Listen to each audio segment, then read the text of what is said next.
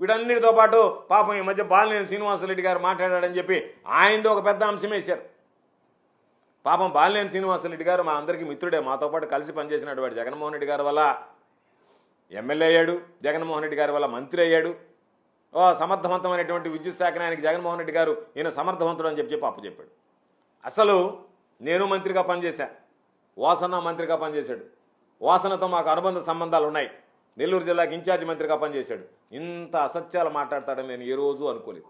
ఏదైనా చంద్రబాబు నాయుడు పవన్ కళ్యాణ్ దగ్గర మెహర్బానీ కావాలంటే నువ్వు వెళ్ళేదన్నా మాట్లాడచ్చు, కానీ జగన్మోహన్ రెడ్డి గారి మీద మాట్లాడడానికి, ఆ ప్రభుత్వాన్ని గురించి విమర్శించడానికి, ఆ ప్రభుత్వంలో బాధ్యతాయుతంగా పనిచేసినటువంటి వ్యక్తిగా నీకు మనసు ఎట్లా ఒప్పిందో నాకు అర్థం కావడం లేదు.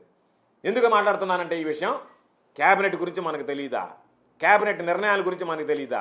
క్యాబినెట్ సమావేశం రేపు జరుగుతుందంటే వాసనాను అంతలో మంత్రిగా పనిచేశానని చెప్తున్నావు.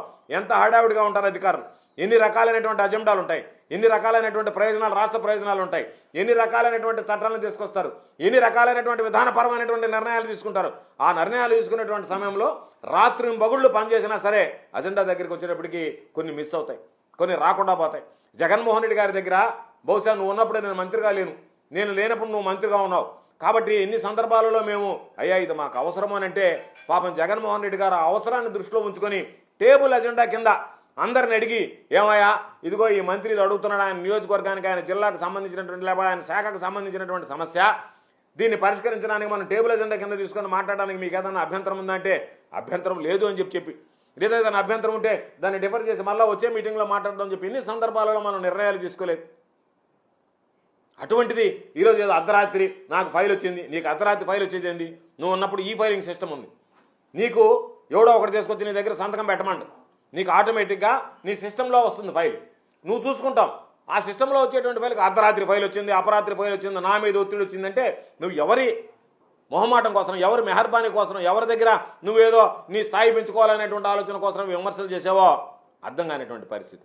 నువ్వు దయచేసి ఎప్పుడైనా సరే పార్టీని వదిలిపోయావు అనేటువంటిది బాగుంటుంది, కానీ ప్రభుత్వం మీద నువ్వేదైతే మంత్రిగా పనిచేసావో ఆ ప్రభుత్వం మీద, ఎవరైతే నీకు అవకాశం ఇచ్చారో ఆ నాయకుడు జగన్మోహన్ రెడ్డి గారి మీద నీకున్నటువంటి అవకాశాలు ఏందో తెలియదు, నువ్వు ఏ ప్రయోజనాలు ఆశిస్తున్నావో తెలియదు.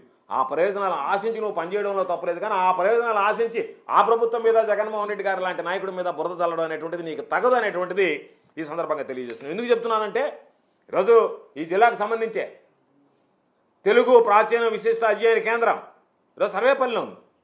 దానిని నేను క్యాబినెట్ మంత్రిగా పోయినటువంటి తొలి సమావేశంలో వచ్చింది. నాకు వచ్చి చెప్పారు అధికారులు, సార్ సమావేశంలోకి వస్తుంది, మీరు ఒక్కసారి దాన్ని త్రూ చేయించండి అని.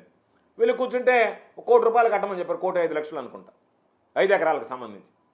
ఆ రోజు చెప్పాం, వాళ్ళు వచ్చేసిన తర్వాత అయిపోయిన తర్వాత జీవో వచ్చింది, వాళ్ళు వచ్చి మాకు ₹1 కూడా ఇవ్వమంటున్నారు కేంద్ర ప్రభుత్వం, మేము ఓన్లీ మీకు కట్టడానికి ఇస్తాం తప్ప మేము భూమికి ఇవ్వమంటున్నారని చెప్పారు. ముఖ్యమంత్రి గారి దగ్గరికి వెళ్ళి చెప్పారు, సార్ ఇది పరిస్థితి అని. పాప ఆయన వెంటనే టేబుల్ అజెండా కింద తీసుకొని దాన్ని పెట్టండి అని చెప్పి ఈరోజు 5 ఎకరాలు ఉచితంగా ఇచ్చాడు.